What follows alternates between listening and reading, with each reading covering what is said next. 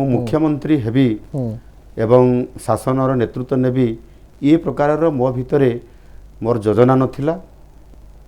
मोर स्वप्न भी नथिला मोर गोटे स्वप्न थिला लक्ष्य थिला जे जेते बड़े मो सरकार आसीबो मो सरकार गोटे बड़ मंत्री होकर आसबि कैबिनेट मंत्री हेबी गोटे दुईटी विभागर नेतृत्व नेबी एवं लोकंकु सेही माध्यम रे लोकंकु गुड गवर्नेंस देवी आ सेही आधार रे मोर लक्ष्य थिला मु जानी पारुथली सरकार हेबा पई शेष मुहूर्त रे मु जानी छी जे आम सरकार आसवा पई जाउछि आ से दृष्टिकोण निश्चित भाव में गोटे मोर मंत्री पद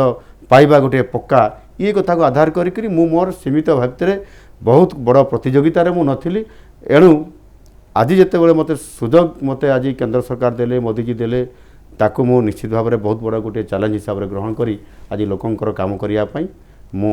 मोर समय एवं अनुभूति ये समस्त को लेकर आज लोकंक पई मु ताकू आज काम रे लगैछि 24 वर्षर बिजु जनता दल सरकार बा बीजेडी सरकार को झटका दे अप्रत्याशित भाव में भारतीय जनता पार्टी सरकार क्षमता को आसी यार भितर सरकार को गोटे वर्ष पूर्ण होइछि बा पूर्ण हेबा को जाउछि इतिमध्ये एवं मुख्यमंत्री मोहन माझी मध्य एक वर्ष पूर्ण करने को जाउछंती एही अवसर रे एक स्वतंत्र साक्षात्कार रे आज आमे मोहन चरण माझी को भेटिबा को जाउछु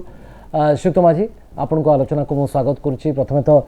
आगुआ शुभेच्छा और अभिनंदन भी जनाऊँगी आप खूब शीघ्र गोटे वर्ष पूर्ण करने को जाउछंती श्रीयुक्त माझी ये गोटे वर्ष भितर गुरुजी एक बड़ दायित्व गुरु दायित्व ये वर्षकर अनुभूति आपण केमती नुआ सरकार आसिला भारतीय जनता पार्टी नेतृत्व रे आमे ताकू डबल इंजिन सरकार भी कहूँ एवं आज गोटे बड़ मत गोटे सुजोग मिला जे गोटे साधारण आदिवासी घरर जड़े युवक तांकू ओडिशार गुरु दायित्व ये निश्चित भाव में मो पाई बहुत गोटे बड़ कथा साधारण परिवार रू आसी आज ये राज्यर सरकार को चलैबा सुशासन देवा एवं ओडिशा को एक समृद्ध राज्य परिणत करवा ये प्रकार विराट गोटे संकल्प को लेकर मुझे मु निश्चित भाव में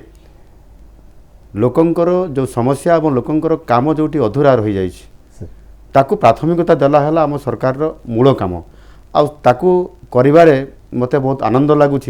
आपाई मु दिन राति एक करी ये कार्यक्रम को चलई तो माझी ये गोटे वर्ष या भितर कौन सब बड़ आह्वान को आपण सामना कले गोटे वर्ष भितर देखंतु बड़ आह्वान सेमती मो सामना को आसी ना जोटा को मु सामना करी एवं से अनुसार ताकू किभली भाव में पास करी बा पार हेबी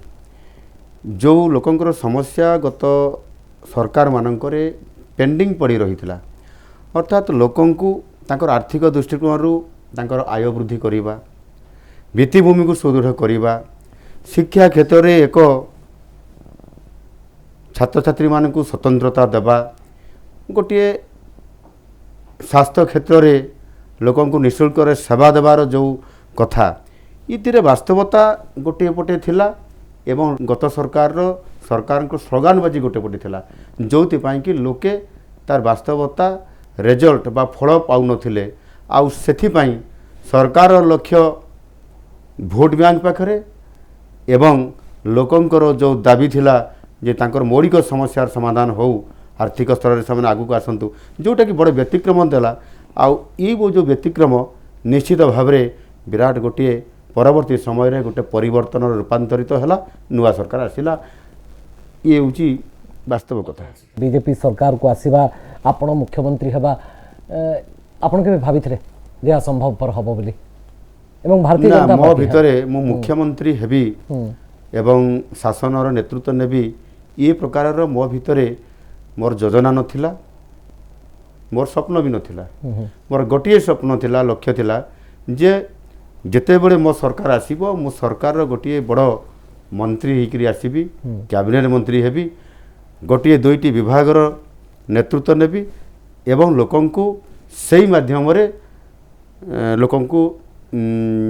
गुड गवर्नेंस देवी आ सेही आधार रे मोर लक्ष्य थिला मु जानी पारुथली सरकार हेबा पई शेष मुहूर्त रे मु जानी छी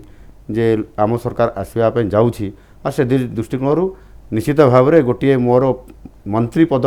पाइबा गोटे पक्का ये कथा को आधार करी मु मोर सीमित भावित बहुत बड़ प्रतियोगितार मु नथिली एणु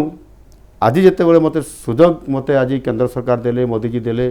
ताकू मु निश्चित भाव में बहुत बड़ा गोटे चैलेंज हिसाब से ग्रहण करी आज लोकंकर काम करने मु मोर समय एवं अनुभूति ये समस्त को लेकर आज लोकंक पई मु ताकू आज काम रे लगेछि।